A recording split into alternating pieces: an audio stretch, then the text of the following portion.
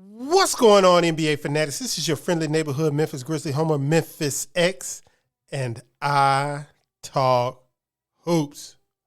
Today, I am talking about what the hell is going on with the Memphis Grizzlies. But first, every hero needs their theme music.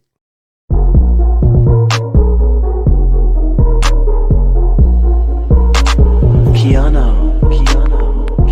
Grizz gang, go hard. Baddest in the game, we be on one. I talk hoops so secure. All up on the court, but we gon' score. Memphis bringing heat straight from Tennessee. Morant spiking, let's go for he that MVP. This is Memphis X with iTalkHoops. While you're here, please like this video, subscribe to my channel, and hit the bell to be notified every time I drop a video. I have a goal to reach 3,000 subscribers by the playoffs, and I'm going to need your help to get there. Thank you.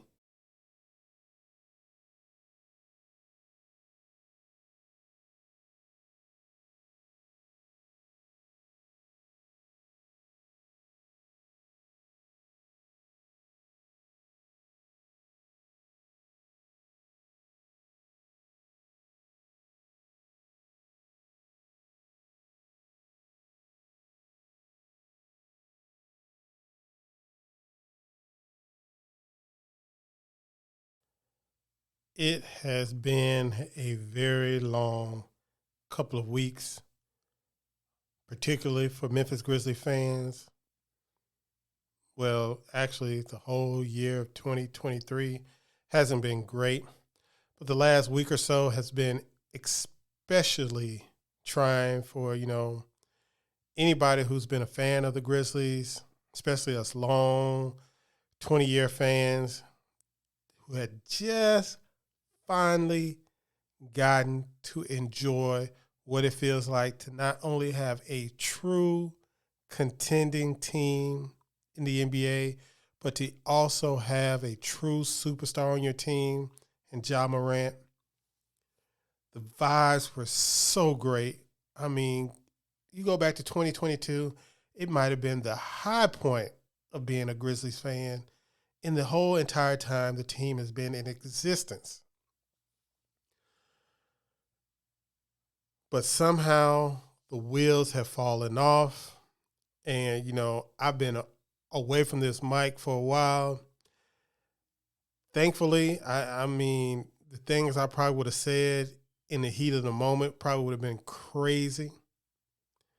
I've had time to really think about things, to think about what's actually going on. And we're going to detail some of the things that have been going on.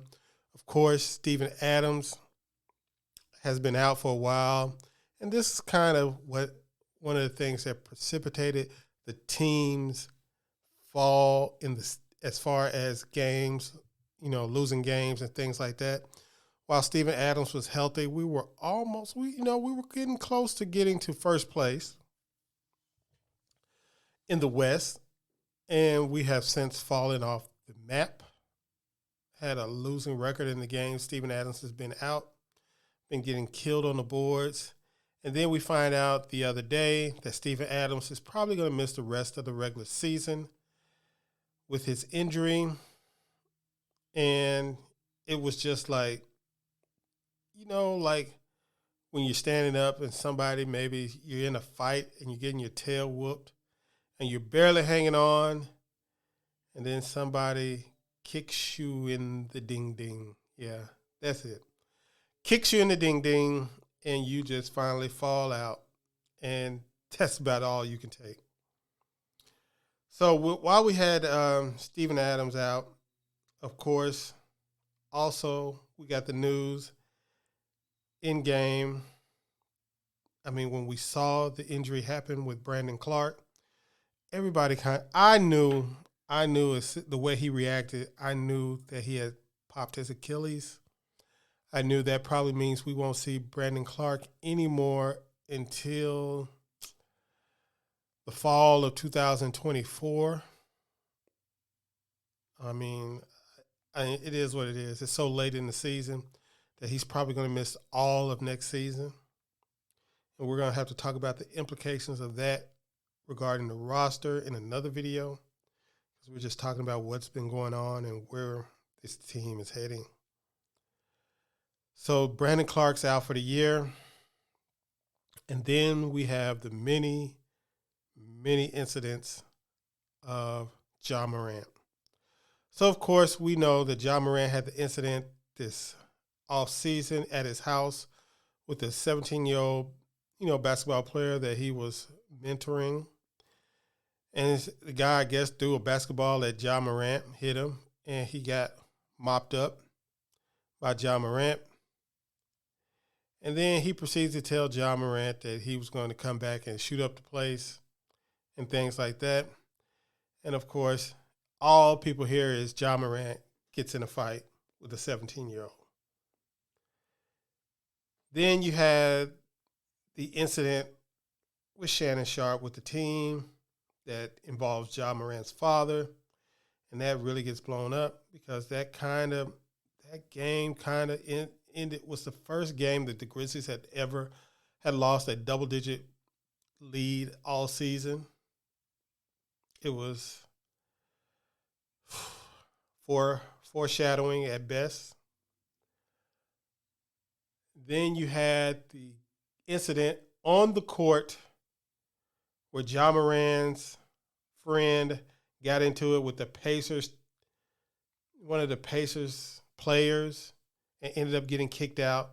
And then we had the nonsensical report of Pacers personnel reporting that they had a gun pointed at them or they had a laser beam pointed at them. It was just so much nonsense.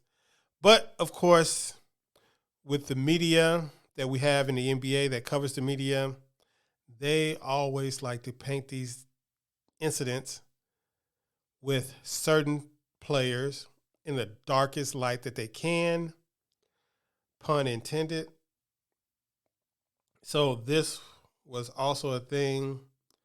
So we had this build up, and then just when we thought it was over, just when the Grizzlies had come out with a statement that they are working on things, the Grizzlies lose a game to the Denver Nuggets on the road.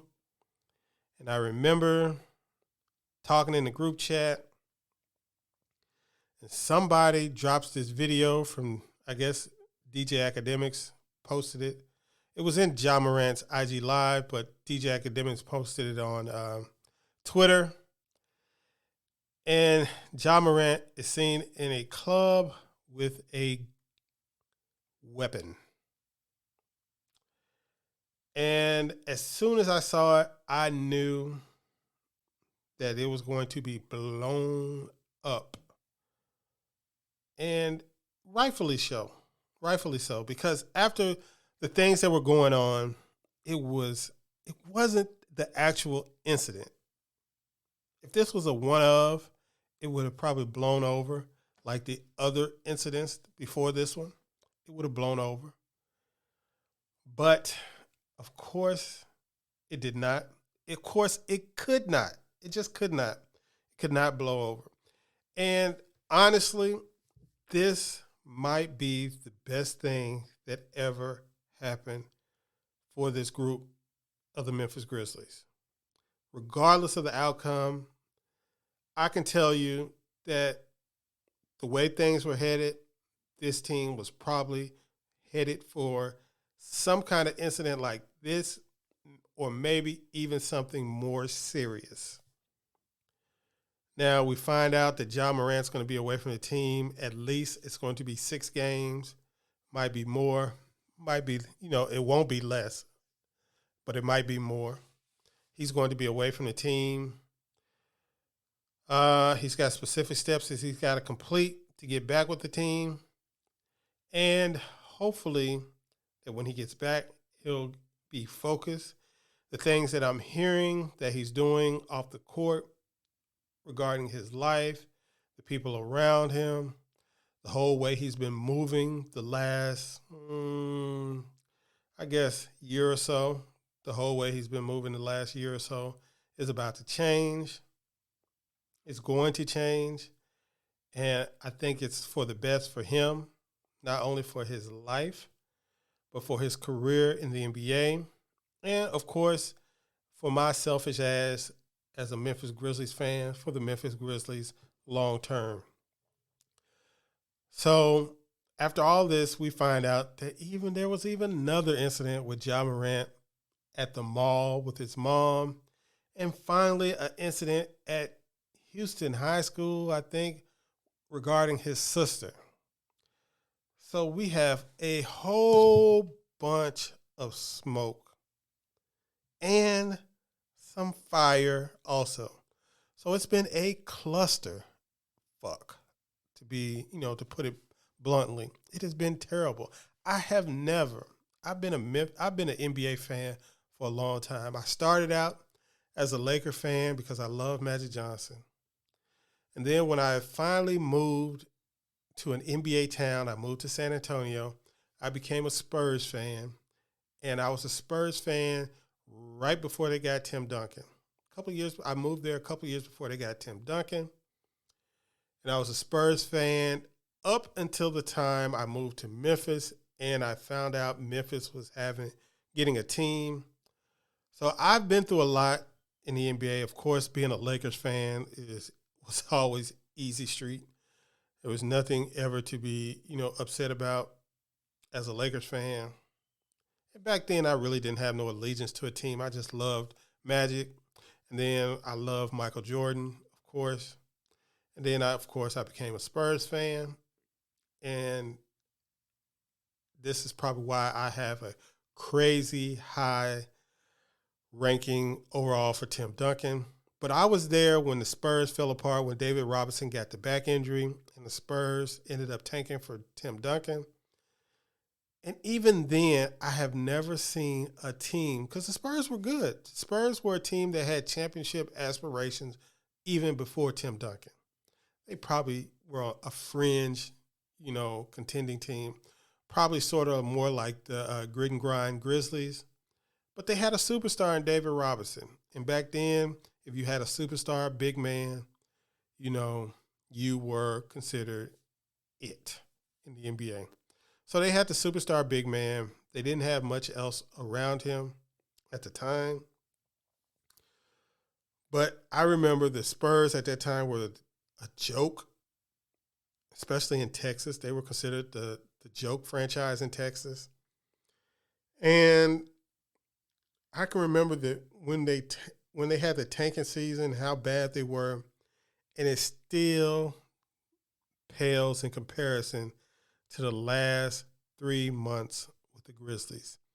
The precipitous fall from, the greatest vibes ever for a team that I've ever been a fan of, to where they were, before this last win against the Warriors. I guess you could say it has been miserable to be a Grizzlies fan. It's been terrible. I mean, there's no way around it. It's been miserable. Everybody has something to say negatively about the Grizzlies. Everybody has something negative to say about Ja Morant, which is a shame because he's a good kid. Overall, I do believe that. Hopefully, he can get himself together. But like I said, we've all been young, but we haven't had the pressures of Ja Morant. So I can't even pretend to be dealing with what it's like to deal with something like that. The pressure, the unlimited resources, the money that you have, the feeling of being untouchable, all of that, and being 23, 24 years old. I don't even know how any of these guys maintain their sanity. But like I said, it has been a terrible downfall for the Grizzlies and Grizzlies fans. But help is on the way, y'all. That's like Country Wayne say, help is on the way. There is a light at the end of the tunnel. We still have the third youngest team in the NBA. We still have Ja Morant on the roster, and he didn't get hurt. It would be different if this was something where Ja Morant had some nasty injury and it was going to change the trajectory of our franchise. But this is some off the court personal, stuff that he has to deal with. And I expect him to come back better from it. But we still have Jaren Jackson. We still have Desmond Bane. We still have Steven Adams when he gets back. We have some things that we should be expecting success even with the team shorthanded. Now, it's going to be rough to finish this year off, especially if Ja Morant and Steven Adams do not play again. It's going to be real rough to finish the season off. I, myself, expect both of them to be back for the playoffs, if not before the playoffs. But I expect both of them to play in the playoffs. But the thing that has me really, really excited is what we started to see these last two games, especially from Jaren Jackson. You guys know how I feel about Jaren Jackson. I think he is a superstar in the making. You have a guy that is arguably a guy who is a top 5 defender in the NBA, who is showing that he can be a consistent 20-point per game scorer. Now, I know people don't like to hear this because with all these guys putting up these crazy numbers and the lack of respect that defense gets in the NBA, but I expect Jaren Jackson to one day be an MVP candidate. And I think, let me say I don't expect him to one day be an MVP candidate. I think he has the tools to one day be an MVP candidate. And this time in which he is or has the potential to be the man, even if it's for just these 12 to 15 games or however long these guys are out, it's going to be big for his development. I remember when LaMarcus Aldridge came into the NBA because I did not like him. I thought he was the softest player to ever play in the NBA. I used to call him LaMarsha Aldridge. And he used to take it easy because he had Brandon Roy on his team. He could easily be the second fiddle. He didn't have to really perform every night. And, it was easy street. He puts up his 17 to 20 points a game. Brandon Roy would, take over in the fourth quarter. And it was easy street for him. But then Brandon Roy's career was over. And he was all of a sudden the franchise player. And he transformed. This is one of the biggest transformations I've seen in a player as far as the way he plays the game in the NBA. And I'm not talking about like somebody who you didn't think was talented like Giannis and they ended up being an MVP. I'm talking about a guy who was really fundamentally soft, became a guy that you can go to at the end of games. He changed because he had to. His role changed. Now, some players, are crushed by those expectations.